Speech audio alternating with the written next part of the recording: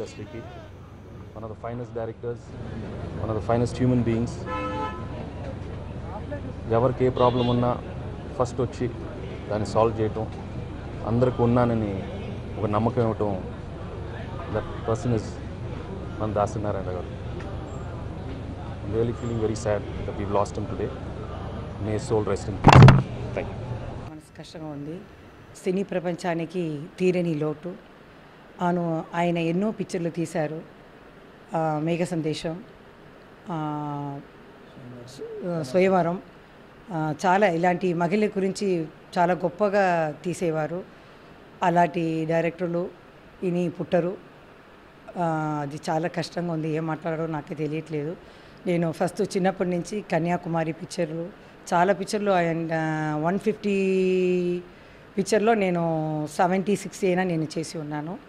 ఫస్ట్లో ఎలా ఉన్నారో అలాగే ఉండేవారు. ఎప్పుడూ నవ్వుతూ, ఎప్పుడూ నైట్లో కూడా ఇలా షార్ట్ తీయాలి, ఇలా డైలాగ్లు మార్చాలి, ఇలా చేయాలి, దాంట్లోనే ఆలోచిస్తూ ఉంటారు.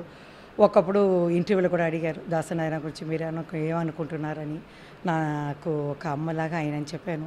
ఇప్పుడు ఆ అమ్మ పోయారు. చాలా కష్టంగా ఉంది. మన సినీ ఇండస్ట్రీకి పెద్ద లాస్ అది. ఏం చెప్పాలో తెలియట్లేదు. ఆయన ఆత్మ శాంతించాలని ఆ దేవుణ్ణి నేను కోరుకుంటున్నాను. See again. So my condolences to the entire family, Arunki, Andarki, Prabhuki, Andarki. So it's a big loss and may his soul rest in peace. సర్వజన హితాభిలాషిగా అందరితో మంచిగా ఉంటూ తెలుగు చలనచిత్ర పరిశ్రమకు పెద్దన్నగా గుర్తింపు తెచ్చుకున్న దాసనారాయణరావు గారు మరణం చాలా విచారకరం. అది అటు తెలుగు, తమిళ్ మరియు ఇతర భాషల్లో కూడా ఆయన పేరు ప్రఖ్యాతులు సాధించారు. వారి మరణం చలనచిత్ర పరిశ్రమకు తీరని లోటు. వారి కుటుంబ సభ్యులకు నేను సానుభూతి తెలియజేస్తున్నాను. వారి ఆత్మకు శాంతి కలిగించాలని భగవంతుడిని ప్రార్థిస్తూ ఉన్నాను. కాదు, తెలుగు ప్రజలకు, తెలుగు రాష్ట్రాలకు తీరని లోటు.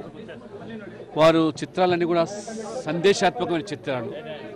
ఒక గొప్ప దర్శకరత్నగా పేరుగాంచిన వ్యక్తి.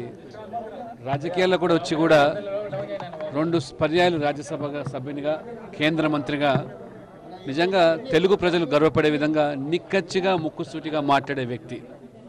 వ్యక్తిగతంగా కూడా నాకు మంచి పరిచయం. నాకు అనేక సందర్భాలు కూడా వారు రాజకీయాల్లో నేను చేస్తున్నటువంటి పనిని కూడా అభినందించేవాళ్ళు.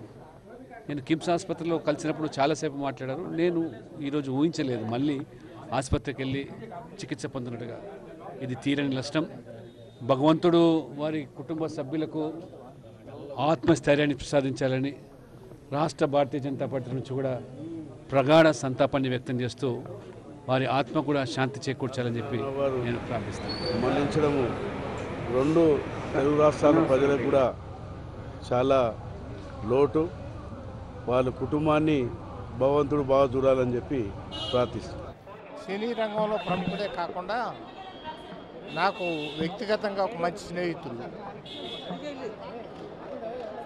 చాలాసార్లు కలుసుకోవటం, మాట్లాడుకోవటం జరుగుతూ ఉండేది. ఇక్కడికి చేరిన తర్వాత కూడా నేను వచ్చి చూచి వెళ్ళాను. కానీ దురదృష్టవశాత్తు మరణం ఇలాగ కబళిస్తుంది అని ఎవరూ కూడా ఊహించినటువంటి వాళ్ళం కాదు. దాసరి సినీ రంగానికి మాత్రమే కాకుండా రాజకీయ రంగంలో కూడా తనకంటూ ఒక పాత్రను సృష్టించుకున్నాడు. కష్టపడ్డాడు, పనిచేశాడు. ఏ బాధ్యత తీసుకున్నా అంకిత భావంతో చేసినవాడు. దూరం కావటం బాధాకరం.